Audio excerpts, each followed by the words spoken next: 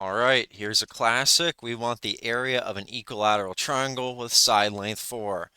Second, then I see the word equilateral. That means that I'm talking about a triangle where all of the sides are equal and all of the angles have the same angle measure. In this case, they're all going to have a side length of 4. Let me start by drawing something like this here.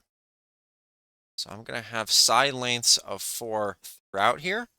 And because triangles have 180 degrees, when I have 3 different angles, they're all going to take up exactly 1/3 of that 180 degrees, giving me 60 degrees each.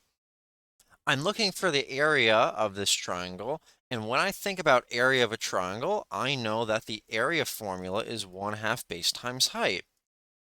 I do know right now the base is going to be 4. So if I were to just plug that in right now, I would get that the area is equal to 2 times h. The hardest part for us is going to be to figure out how we get the height h. A good way to start, though, would be to draw what we think the height might look like. The height, or the altitude, to use a fancy term, always involves drawing something from one of the vertices here and drawing it straight down so it's perpendicular to our base.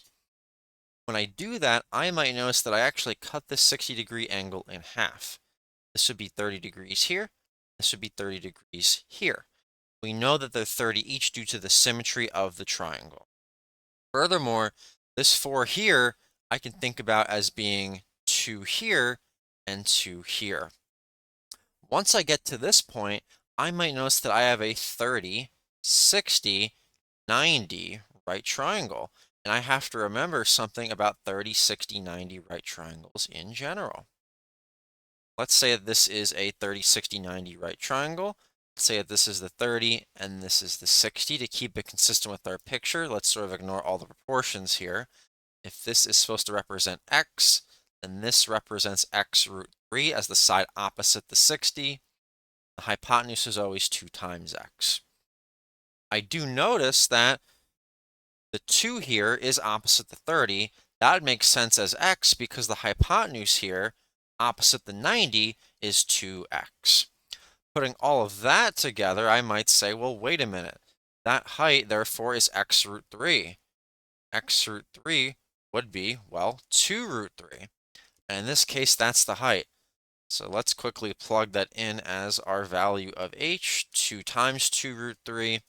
So we get our answer of 4 root 3.